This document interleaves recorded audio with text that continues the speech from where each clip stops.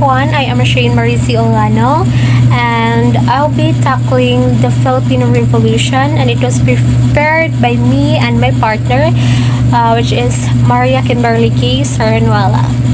Okay, so since our topic is Philippine Revolution, so you will be know kanusa nag-revolve ang Pilipinas and giunsa para makamit sa Pilipinas ang kalayaan.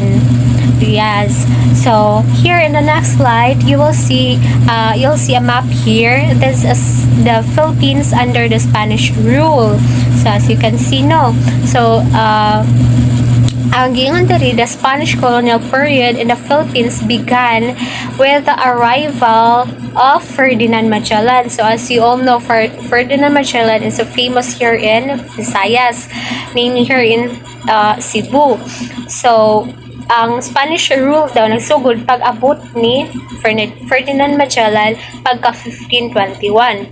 So over the centuries, Spanish rule established a social-political hierarchy, so I'll be tackling that later on, and introduced Catholicism, leaving an indelible mark on the archipelago, which is the Philippines. So the Philippines became a vital part of the Spanish Empire, serving as strategic outpost in Southeast Asia. Okay, so in the 19th century, the Philippines was marked by deeply entrenched social hierarchies. So the Inuit or mga indigenous people, they face discrimination, and daw pag kanang Spanish colonial, limited access to education.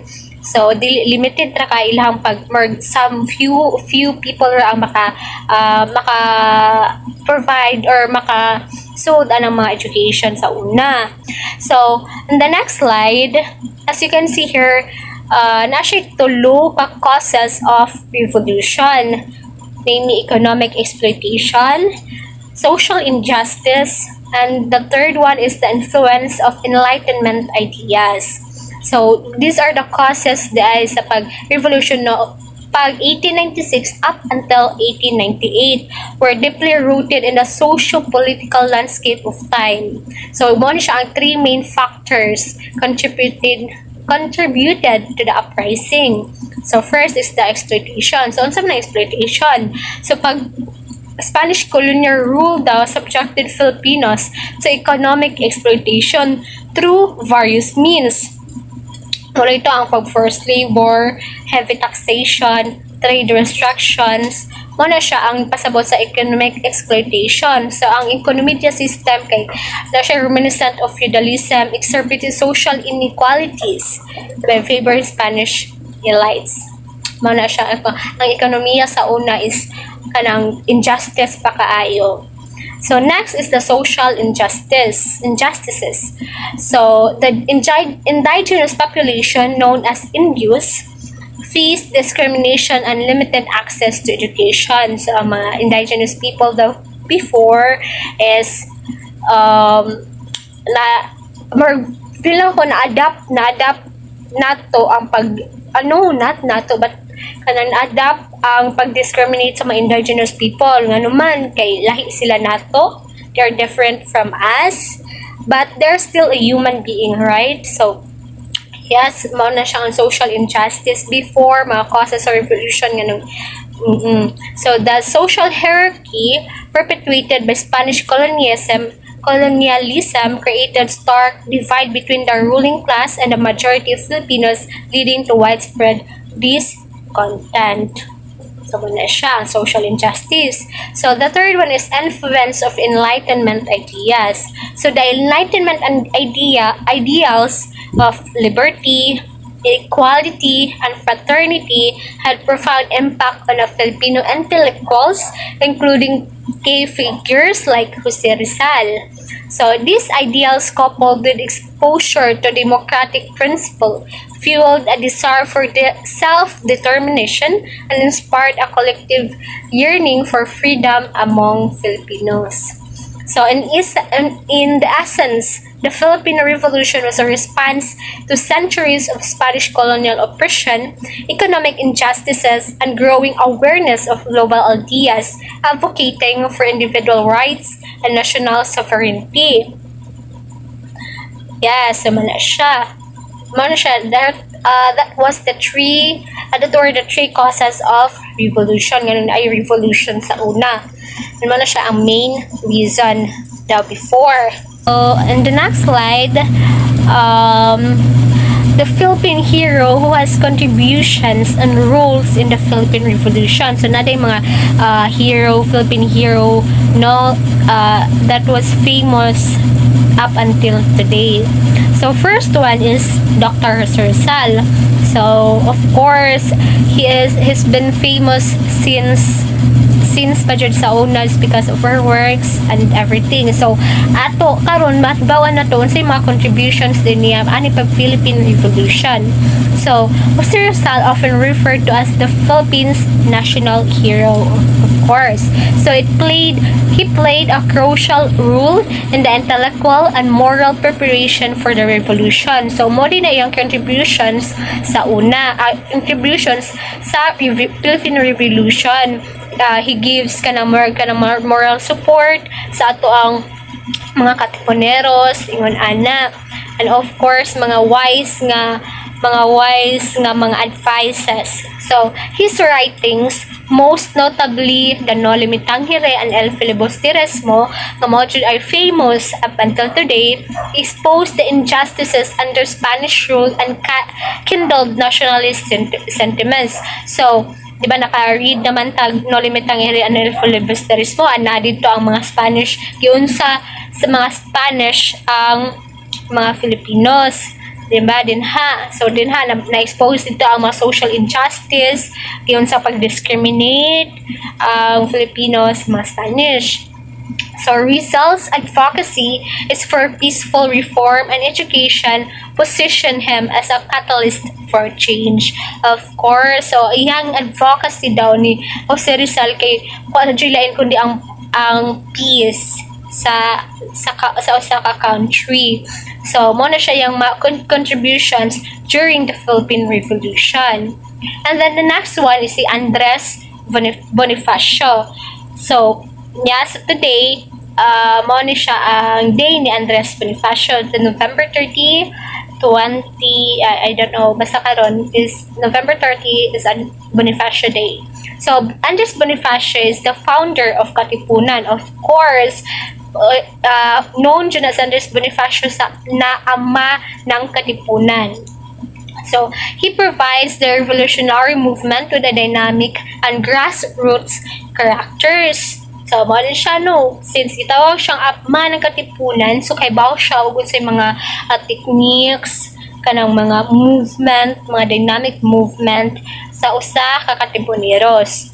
So, as a charismatic leader, he mobilized the masses, particularly the common people, into cohesive force against Spanish rule. So, nana siya mga katipunero sa una, si kanang Andres Bonifacio. So, as ako ang hibawan, ang mga katipuneros diri sa Cebu is naa sa Labangon. Yes, ana na sila sa una. Mobito na ang Labangon is na siya force dinha nga na ay kanang nailalaki nga nagsakaya na niya because kanang dinha na mobito na ang Labangon gitawag po na siya katipunan because murag dinha po nagasugat ang mga katipuneros sa mga Spanish. So Bonifacio's leadership was instrumental during the early phases of the revolution, including the cry of Pugadlawin, which marked the symbolic start of armed resistance. Of course, so mobito na siya, known kina siya si Andres Bonifacio is because iyang leadership skills nga iyang gi-train sa iyang mga katipuneros. And the last one is si Emilio Aguinaldo. So Emilio Aguinaldo emerged as a military strategist and a key leader during the later stages of the revolution. So Emilio Aguinaldo is nana siya sa movie bitaw nga, di ba, siya nga movie, I forgot the title of the movie, pero kay I fit this unsa ka maayo si Emilio Aguinaldo because katong panahon nga nay war is ni barog jud siya, iya jung gitrain ihang mga soldiers. He played a pivotal role in coordinating military campaigns against Spanish forces, demonstrating strategic acumen in the battles like the Battle of Imus and the Siege of Manila.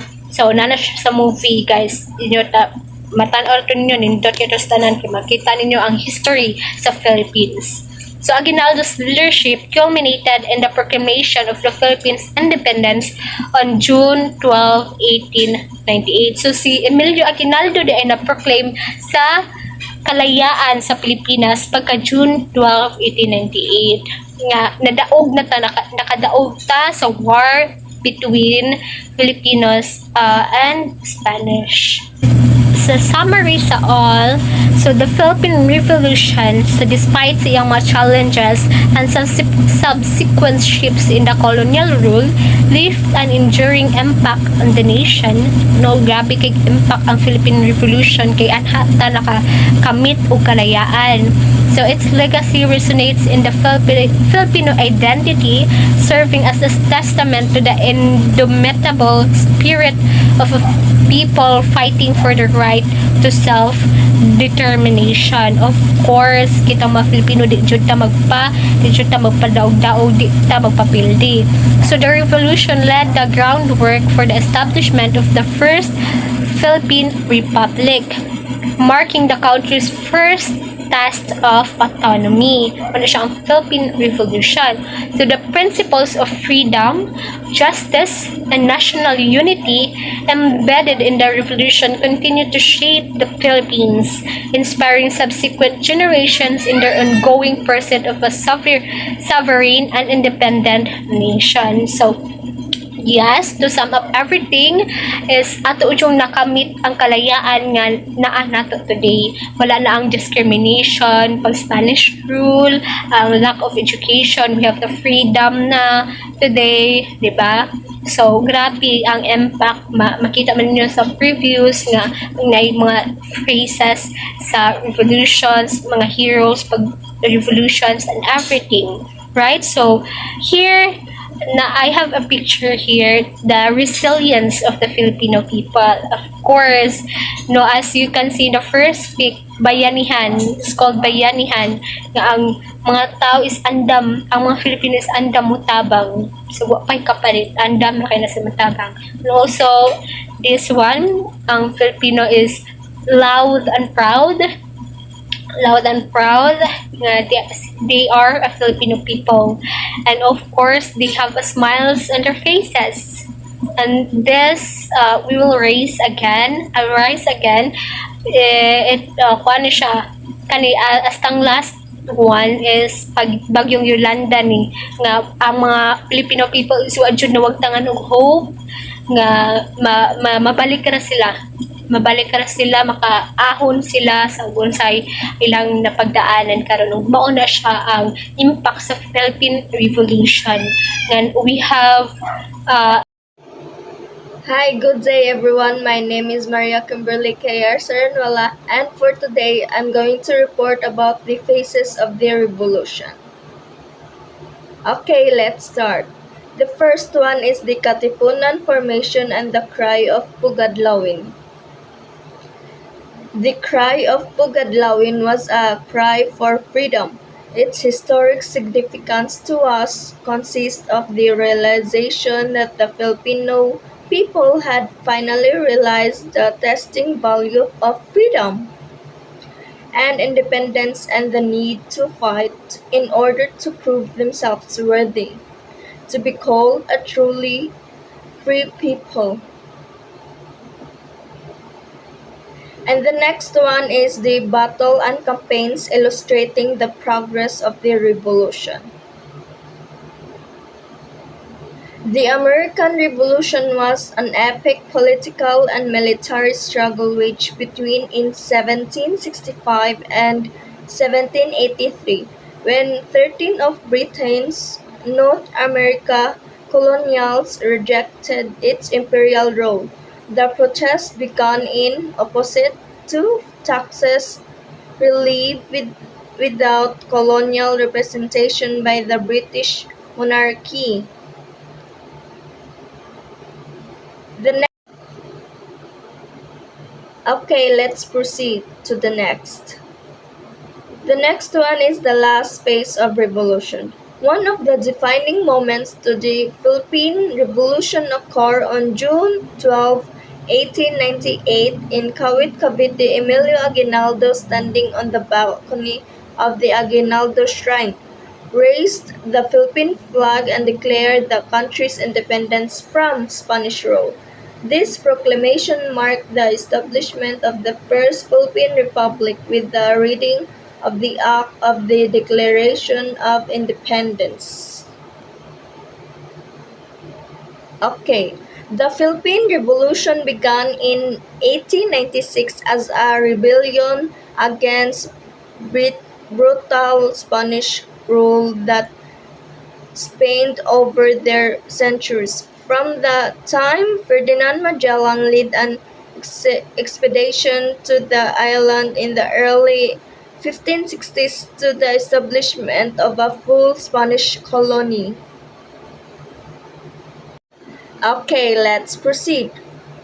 Formation of the First Philippine Republic. On January 21, 1899 in Barisan Church in Malolos, Bulacan, the Malolos Congress convened to draft and adopt the Malolos Constitution. This constitution served as the fundamental law for the First Philippine Republic.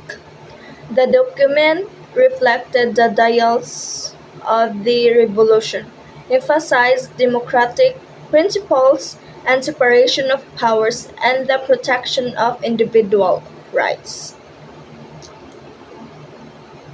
The next one is inauguration of the Republic.